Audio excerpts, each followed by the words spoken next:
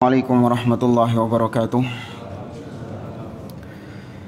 Innal hamdalillah nahmaduhu wa nasta'inuhu wa nastaghfiruh wa na'udzu billahi ta'ala min shururi anfusina wa min sayyiati a'malina.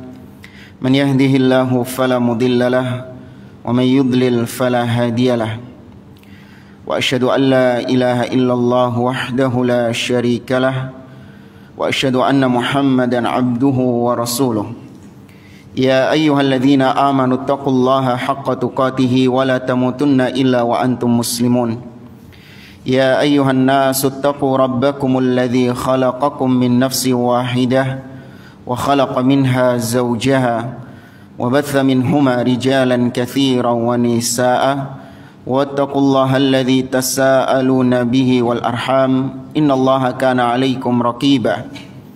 Ya ayyuhalladzina amanu taqullaha wa qulu qawlan sadida yuslih lakum a'malakum wa yaghfir lakum dhunubakum wa may yuti'illaha wa rasulahu faqad faza fawzan 'azima. Amma ba'd.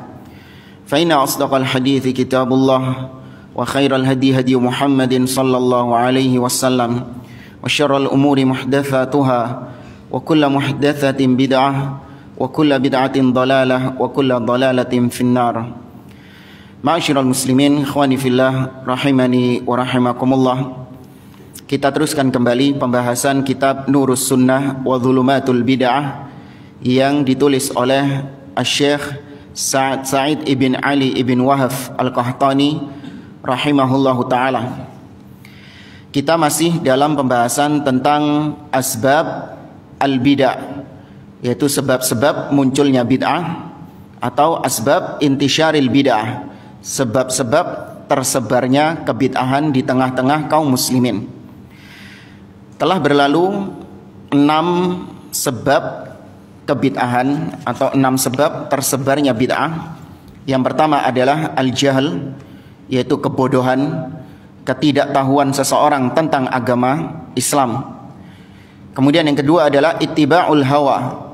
Bid'ah itu muncul karena mengikuti perasaan hawa nafsu. Kemudian di antara sebab kebid'ahan juga adalah at-tajarrud atau al-i'timad ala al-aql, hanya bersandar pada akal semata, tidak bersandar pada dalil. Kemudian yang keempat adalah at-ta'alluq bisyubuhat, terkena syubhat dari ahli bid'ah, terperangkap dalam syubhatnya ahli bid'ah. Kemudian juga yang kelima adalah at-ta'assub wa taqlid. Di antara sebab kebid'ahan adalah sikap fanatisme, ya, sikap fanatik terhadap kelompok tertentu, organisasi, yayasan, atau taklid, buta kepada syekh, ya, atau kepada nenek moyang dan seterusnya. Itu juga sebab munculnya bid'ah. Dan yang terakhir kemarin kita sebutkan di antara sebab munculnya bid'ah, kata beliau, adalah mukhalatatu ahlil bid'ah wa ahli syarr. Tidak adanya sekat antara dia dengan ahli bid'ah, bercampur bersatu dengan orang-orang yang memiliki pemikiran-pemikiran yang menyimpang. Ini 6 sebab-sebab munculnya bid'ah atau sebab-sebab tersebarnya bid'ah yang sudah kita bahas pada pertemuan sebelumnya. Tapi kita masuk yang ketujuh. Sabi'an, kata beliau, sukutul ulama wa katmul ilm. Di antara sebab tersebarnya bid'ah adalah diamnya orang-orang yang berilmu dan disembunyikannya ilmu tersebut. Kata beliau, min asbab intisyaril bid'ah wal fasad bainan nas. Ini merupakan sebab tersebarnya kebid'ahan dan kerusakan di tengah-tengah manusia. Qala Allah Azza wa Jalla, Allah Subhanahu wa taala berfirman di dalam surah Al-Baqarah ayat 159 dan seterusnya. Kata Allah, innal ladzina yaktumuna ma anzalna minal bayyinati wal huda min ba'di ma bayyanahu lin-nasi fil kitab ulaika yal'anuhumullah wa yal'anuhumul la'inun illa alladzina tabu wa aslahu wa bayyanu fa ulaika atubu alaihim wa ana tawwabur rahim. Kata Allah Subhanahu wa taala, sesungguhnya orang-orang yang menyembunyikan apa-apa yang kami turunkan, menyembunyikan apa-apa yang kami turunkan minal bayyinati wal huda, berupa penjelasan-penjelasan dan petunjuk-petunjuk, mim ba'di ma bayyanahu linnas, setelah kami jelaskan itu semua kepada manusia, kemudian disembunyikan sama dia. Maka Allah mengatakan ulaika yal'anuhumullah, orang-orang yang menyembunyikan ilmu ini adalah yang dilaknat oleh Allah. Dilaknat artinya dijauhkan dari rahmat Allah Subhanahu wa taala. Wa yal'anuhumul la'inun, dan dilaknat oleh orang-orang yang melaknat atau oleh para malaikat yang melaknat juga. Illal ladzina tabu wa aslahu wa bayyanu, kecuali orang-orang yang setelah melakukan perbuatan tadi dia bertaubat, kemudian dia perbaiki, wa bayyanu, dan menjelaskan apa yang selama ini dia sembunyikan tadi. Ya, ini kata para ulama, seorang ketika dia mengeluarkan suatu statement atau dia menyebarkan sebuah syubhat di mimbar atau di media sosial, kemudian dia setelah ngelihat bahwa apa yang dia sebarkan itu adalah sebuah kesesatan, sebuah kesalahan, maka nggak cukup dia hanya cuman menghapusnya saja, nggak cukup dia cuman mendiamkannya saja, seakan-akan ana sudah tobat dari ucapan kemarin, ya sudah selesai. Nggak cukup pertobatannya seperti itu. Harus dia itu wa aslahu wa bayyanu, dia harus menjelaskan bahwa apa yang dia sampaikan kemarin, apa yang dia sebarkan kemarin adalah sebuah kesesatan dan benarnya seperti ini. Ya, contoh sederhana misalnya, antum semua ini ada di satu grup WA sama ana. Kemudian ana mengeluarkan statement yang menyimpang di situ. Entah mendukung kebid'ahan atau menyebarkan kebid'ahan di situ dan yang lainnya. Setelah itu ana ngelihat bahwa apa yang ana posting di grup itu adalah sebuah hal yang keliru, hal yang salah, maka nggak cukup cuman sekedar dihapus saja. Sebagian orang ketika ngelihat salah sudah sekedar dihapus. Harus ada penjelasan bahwa apa yang tadi saya sebarkan, apa yang tadi saya posting itu sebuah kesalahan dan saya bertobat dari itu semuanya, dan benarnya adalah begini. Ya, ini bagi orang yang mengklarifikasi harus ada illal ladzina tabu wa aslahu wa bayyanu fa ulaika atubu alaihim, maka barulah aku menerima taubat mereka, kata Allah. Wa ana tawwabur rahim, dan aku adalah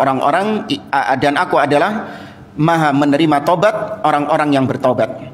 Kemudian ayat yang juga mirip masih di surah Al-Baqarah ayat 174, Allah mengatakan innal ladzina yaktumuna ma anzalallahu minal kitabi wa yashtaruna bihi thamanan qalila ulaika ma ya'kuluna fi butunihim nara ulaika ma ya'kuluna fi butunihim illa an-nar wa la yukallimuhumullahu yaumal qiyamah wa la yuzakkihim wa lahum adzabun alim.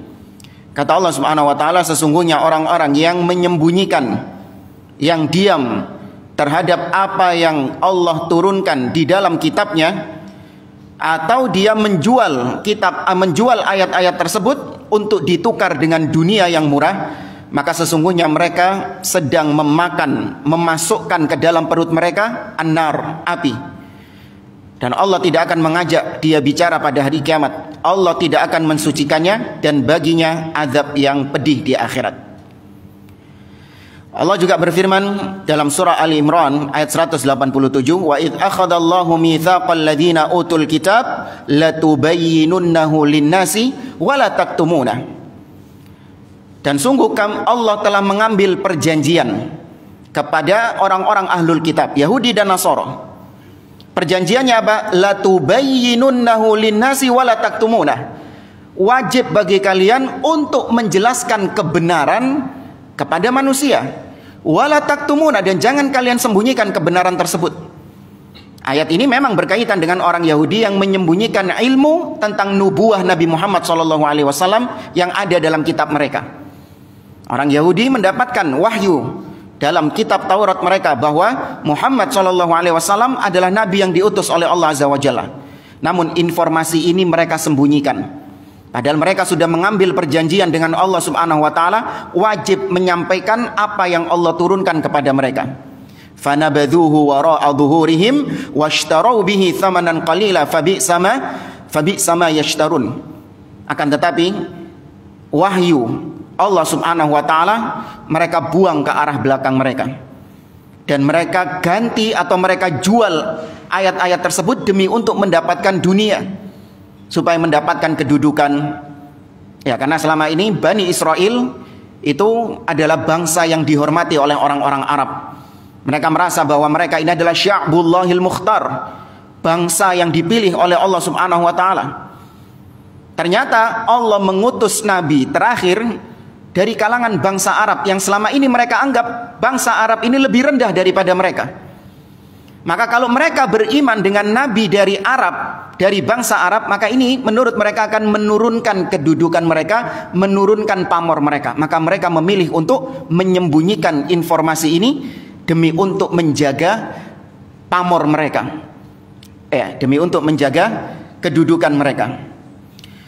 Waqad aujaballahu ala ta'ifatin minal ummati da'wah ila Allah azza wa jalla wal amri bil ma'ruf wan nahyi 'anil munkar.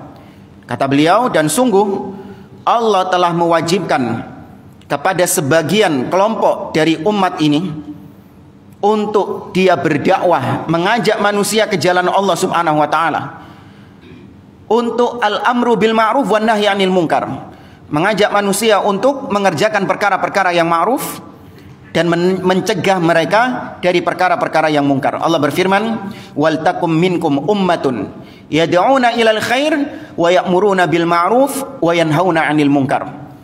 Kata Allah, jadilah kalian, hendaklah kalian menjadi sekelompok di antara kalian menjadi orang-orang yang mengajak manusia kepada al-khair, kepada kebaikan. Ya'muruna bil ma'ruf, memerintahkan mereka kepada yang ma'ruf dan mencegah mereka dari yang mungkar. Dan setinggi-tingginya perkara yang baik, perkara yang ma'ruf adalah at-tauhid. Dan sejelek-jeleknya perkara yang mungkar, yang wajib untuk dicegah adalah asyirk. Maka diantara ciri seorang yang menjalankan firman Allah ini, ya'muruna bil ma'ruf wa yanhauna 'anil munkar, dia yang diprioritaskan untuk dia dakwahkan kepada manusia adalah at-tauhid. Dan dia prioritaskan manusia dicegah dari perbuatan syirik kepada Allah Subhanahu wa taala. Itu yang paling dia prioritaskan. Meskipun dia juga mengajak kepada perkara-perkara yang lain. Dia ajak untuk berakhlak yang baik, untuk senantiasa jujur, ya, untuk senantiasa sedekah, salat dan yang lainnya, dan juga dia melarang, mencegah manusia dari perkara-perkara selain syirik juga, untuk tidak berzina, untuk tidak berdusta, untuk tidak mencuri dan yang lainnya. Namun yang paling diprioritaskan adalah perkara syirik kepada Allah Subhanahu wa taala. Nah, ini berbeda dengan sebagian orang yang mengatasnamakan amar ma'ruf nahi mungkar. Mereka yang mengatasnamakan kami ini sedang amar ma'ruf nahi mungkar. Kemungkaran yang mereka khususkan di sini adalah kemungkaran dalam kemaksiatan. Ngobrak-ngabrik tempat-tempat judi, ngobrak-ngabrik tempat-tempat maksiat. Ya, ini bukan berarti kita mendukung kemaksiatan, bukan berarti kita melindungi kemaksiatan, tidak. Tapi anehnya orang-orang ini semangat memberantas kemaksiatan, namun tidak pernah kita mendengar mereka, tidak pernah kita ketahui mereka seperti itu semangatnya dalam memerangi kesyirikan kepada Allah Subhanahu wa taala. Bahkan justru orang-orang ini yang paling semangat, paling getol melakukan kesyirikan kepada Allah Subhanahu wa taala. Paling rajin nongkrong di kuburan, paling rajin minta-minta kepada penghuni kubur. Ya, namun ketika kemaksiatan, Masya Allah, semangatnya luar biasa. Tapi kalau kesyirikan, melempem. Kalau kebid'ahan, melempem. Padahal syirik dan bid'ah adalah perkara yang wajib lebih utama untuk diingkari daripada maksiat syahwat. Kemudian kata beliau, wa an Abi Sa'id radhiyallahu anhu anin Nabi sallallahu alaihi wasallam annahu qala, Nabi sallallahu alaihi wasallam bersabda, man ra'a minkum munkara falyughayyirhu bi yadihi, fa illam yastati' fa bi lisanihi, fa illam yastati' fa bi qalbihi, wa dzalika adhaful iman. Kata Nabi, barang siapa di antara kalian yang melihat kemungkaran, mungkar di sini umum, semungkar-mungkarnya tadi syirik kepada Allah. Demikian juga perkara mungkar adalah bid'ah. dan kemaksiatan. Maka barang siapa yang melihatnya, falyughayyirhu biyadihi, maka hendaklah dia rubah kemungkaran itu dengan tangannya. Ini buat yang memang memiliki power, ya, punya kekuatan untuk merubah dengan tangan.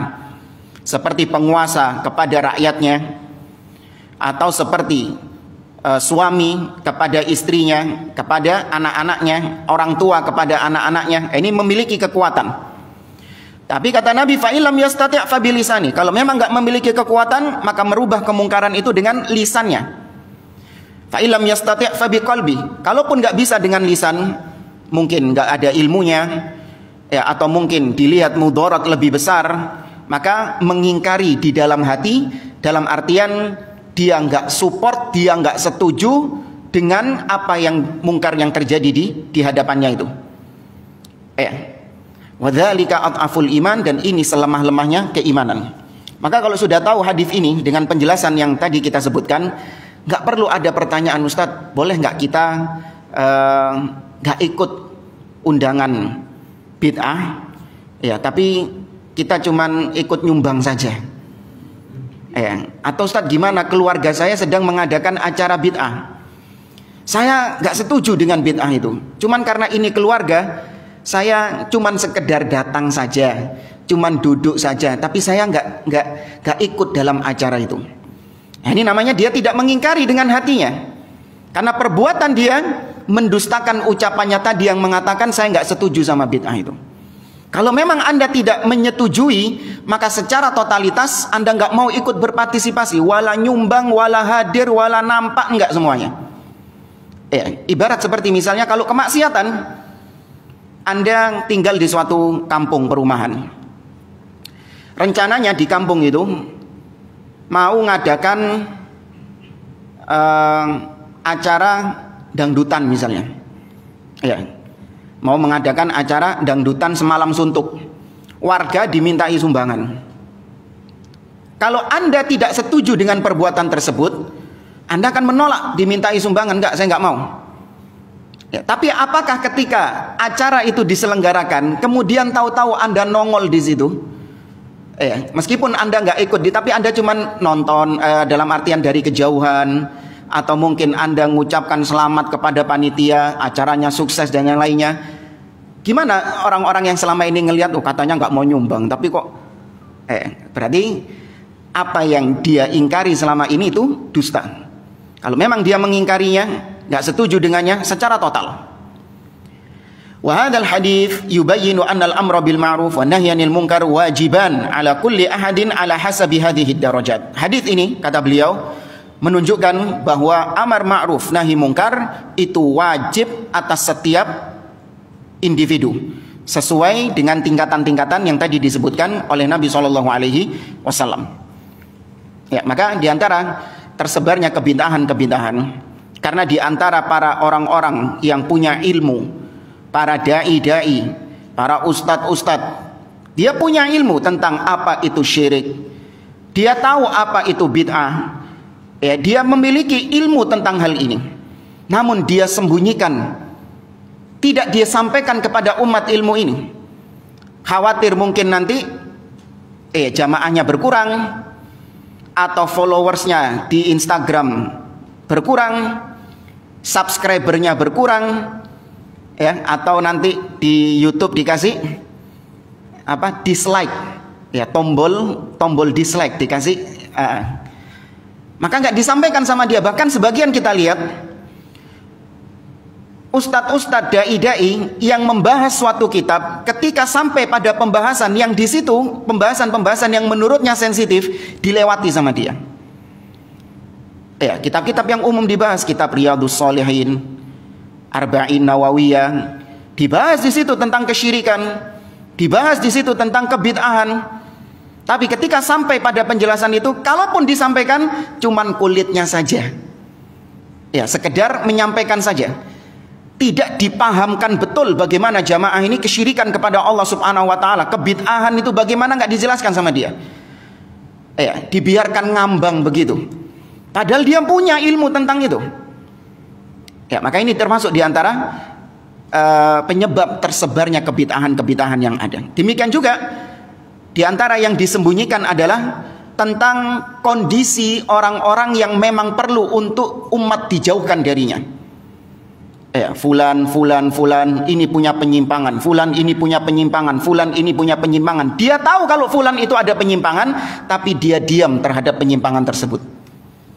Tidak disampaikan kepada saudaranya. Jangan kau duduk di majelisnya fulan. Jangan kau nonton YouTube-nya fulan. Nggak disampaikan. Padahal dia tahu kesesatan-kesesatan tersebut. Kemudian kata beliau, wa an Abdullah ibn Mas'ud radhiyallahu anhu anna Rasulullah sallallahu alaihi wasallam qala ma min nabiyyin ba'athahu Allah fi ummatin qabli illa kana lahu min ummatihi hawariyun wa ashab. Kata Nabi, tidaklah ada seorang nabi pun yang diutus oleh Allah sebelum aku, melainkan pasti nabi tersebut punya hawariyun, yaitu orang-orang yang senantiasa menolong, membela sang nabi tadi, wa ashab, dan pasti nabi tersebut punya sahabat-sahabat. Ya'khuduna bi sunnatihi wa yaqtaduna bi amrihi. Para hawariyunnya nabi-nabi tadi itu, mereka mengambil ajaran-ajaran dari nabi tersebut. Mereka mengerjakan perintah-perintah dari nabi tersebut. Ini setiap nabi pasti punya. Thumma innaha takhlufu min ba'dihim khulufun yaquluna ma la yaf'alun. Kemudian setelah nabi ini selesai wafat, muncul generasi berikutnya, manusia-manusia yang mengucapkan apa-apa yang tidak mereka kerjakan, wa yaf'aluna ma la yu'marun, dan mengerjakan apa yang tidak diperintahkan kepada mereka, alias bid'ah. Faman jahadahum biyadi fahuwa mu'min. Barang siapa yang memerangi mereka dengan tangannya, maka dia orang yang beriman. Artinya mencegah mereka, orang-orang yang mengerjakan apa yang tidak Allah perintahkan. Barang siapa yang memeranginya, maka dia seorang mukmin. Nah, ini di sini menunjukkan bahwa membantah ahlil bid'ah, meluruskan penyimpangan-penyimpangan mereka, itu termasuk bagian daripada agama dan perintah Nabi SAW. Bahkan Syekh Abdul Malik Ar-Ramadhani, seorang ulama di Madinah, memasukkan poin ini dalam salah satu dari 6 poin pilar-pilar dakwah salafiyah, atau yang dikenal dengan situ duror min usuli ahlil athar. Salah satu poinnya apa?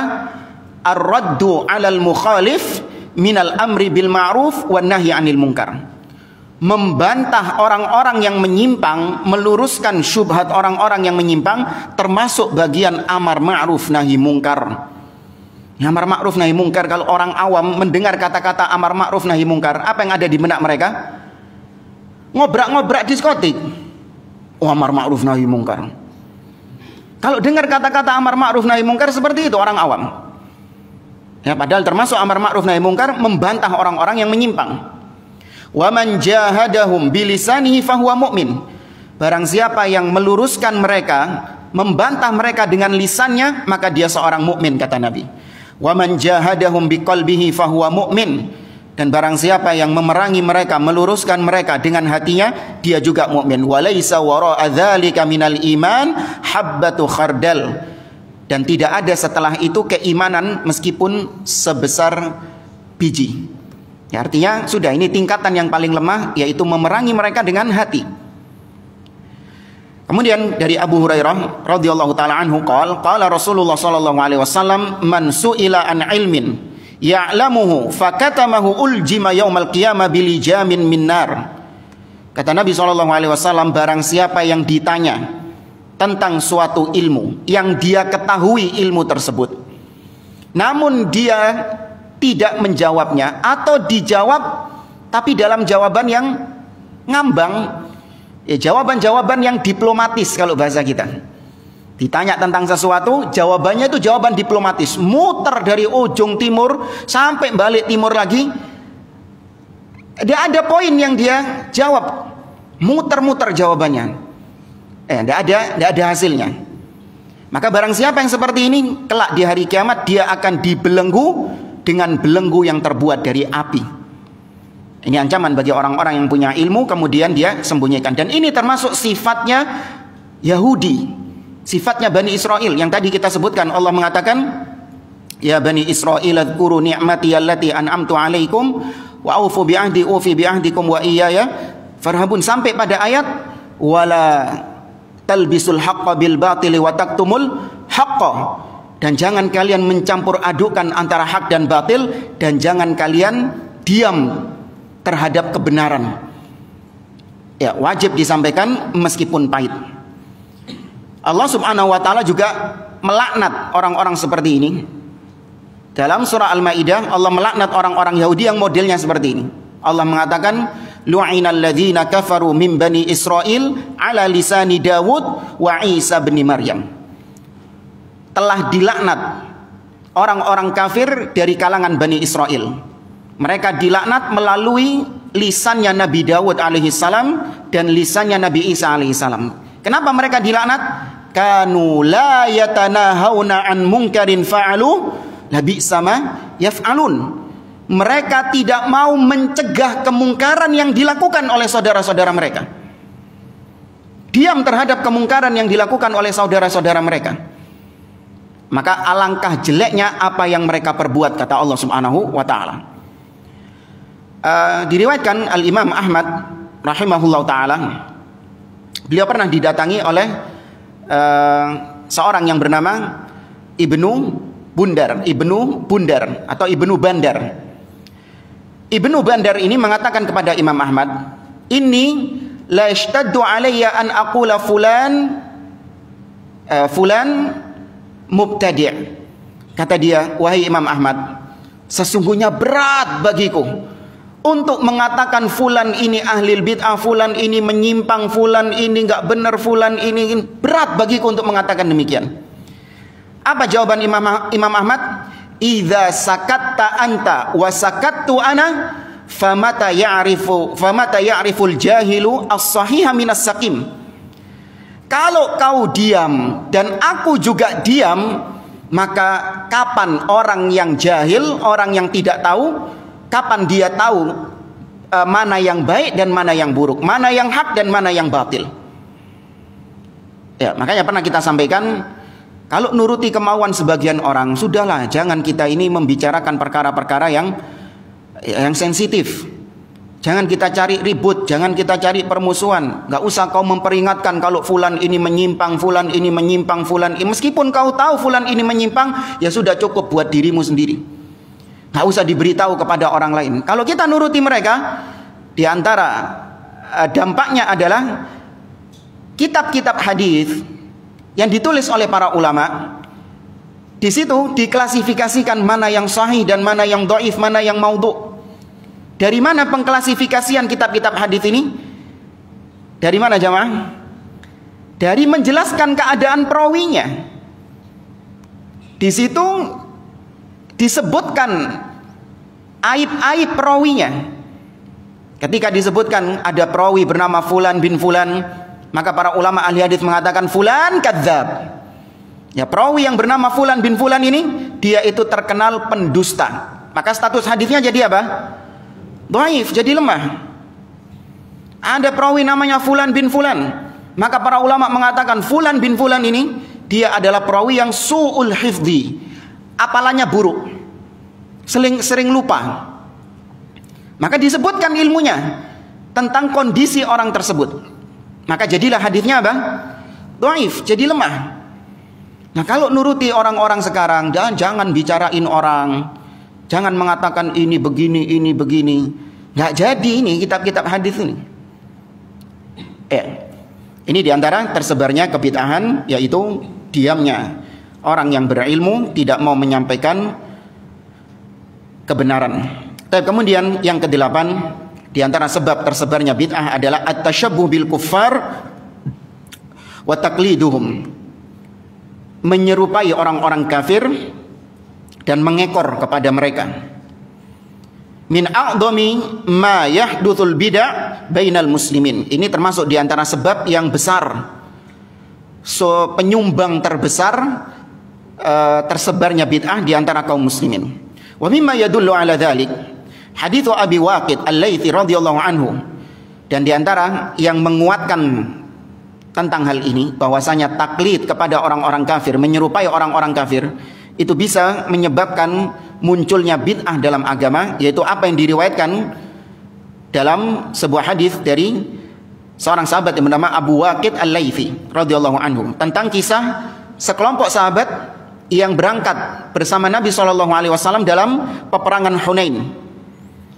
Di situ disebutkan bahwa nahnu hadithu ahdin bi kufrin.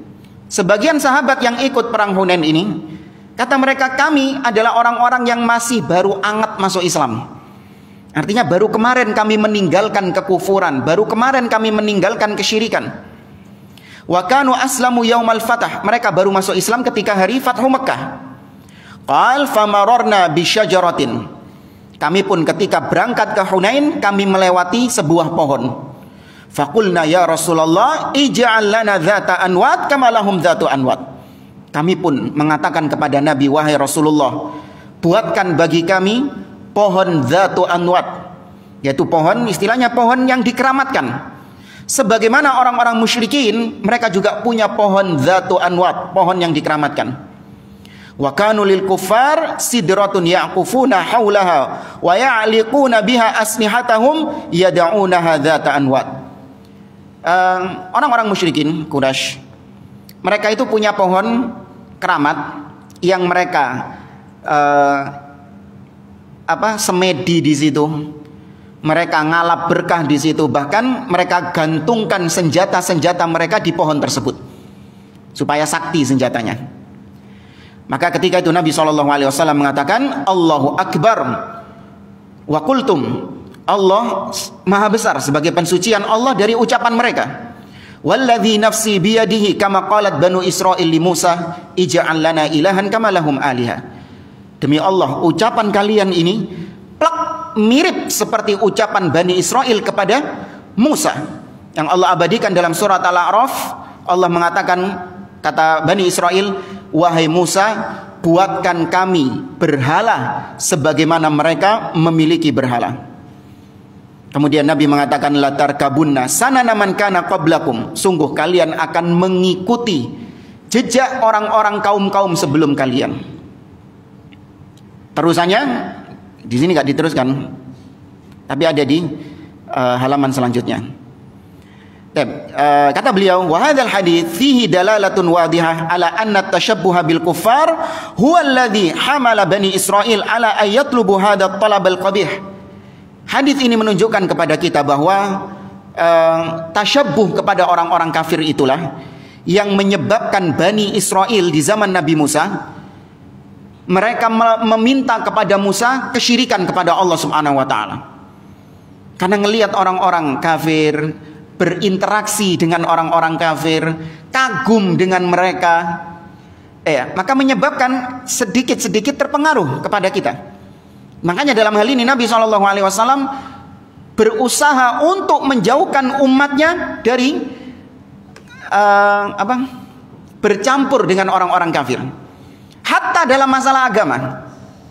Makanya Nabi SAW diantaranya upaya Nabi supaya umat Islam, umatnya beliau nggak tasyabbuh kepada orang-orang kafir, Nabi memohon kepada Allah agar kiblatnya dipindah ke Ka'bah.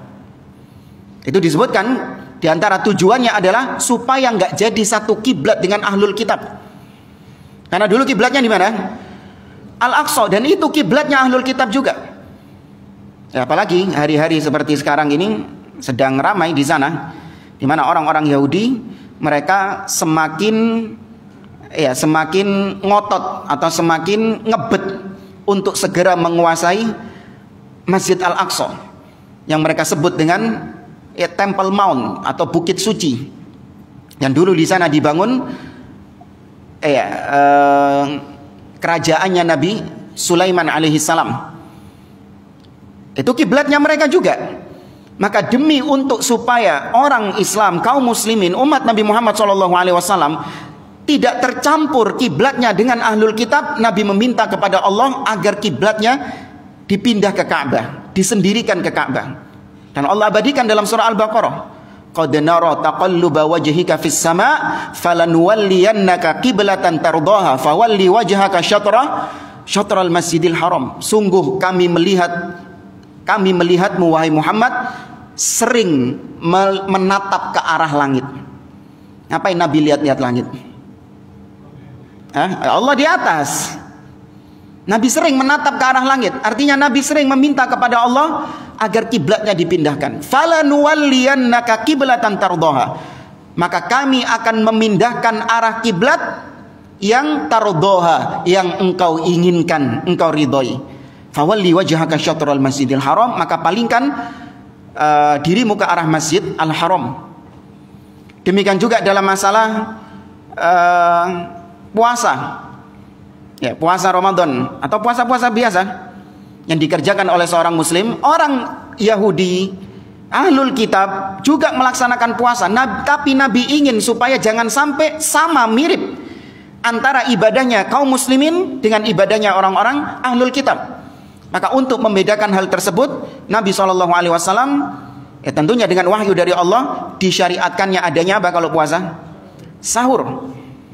Ya. Maka kata Nabi SAW, akalatus sahur barokah. Sesungguhnya makan sahur adalah barokah. Ya, tasahharu al-faslu baina siyamina wa siyami ahlil kitab akalatus sahur.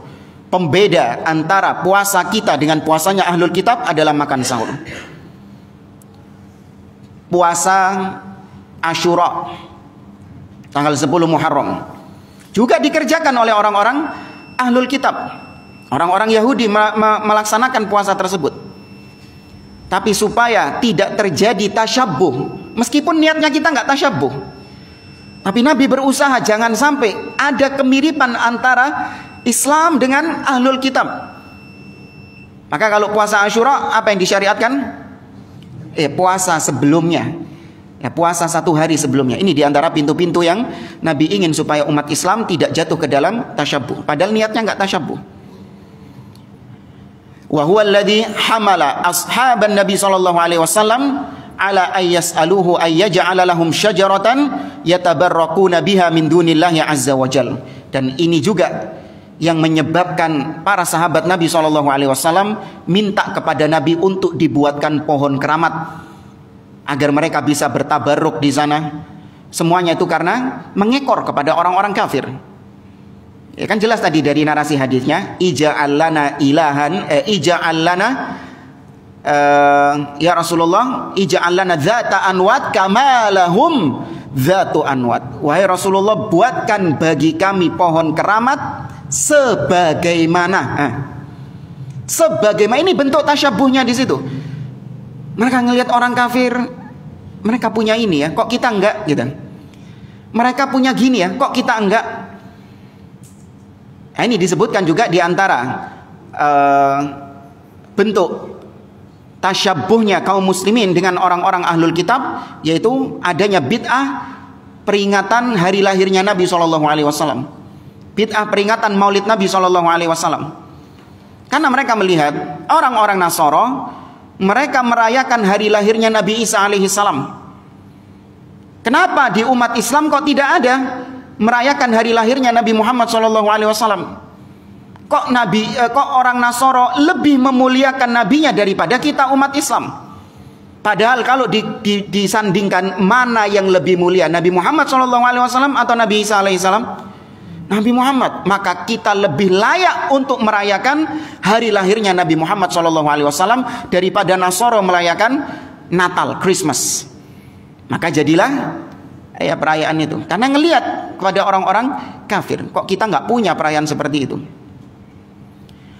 Wa hakadha ghalibun nas minal muslimin qalladul kuffar fi amalil bid'ah wasyirkiyat.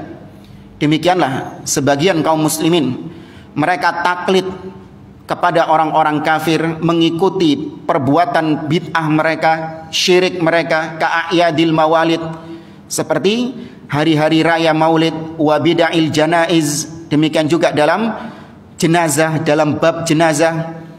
Nah, itu juga ada kemiripan antara orang-orang ahlul kitab dengan kaum muslimin, sebagian kaum muslimin. Wa bina'i wal bina' alal kubur. Ini yang lebih mirip juga. Membangun bangunan di atas kuburan. Itu sunnahnya siapa? Ahlul kitab. Ahlul kitab, mereka kuburan-kuburan mereka dibangun ya dikasih kijing, dikasih kubah, ya dihiasi dengan hiasan-hiasan.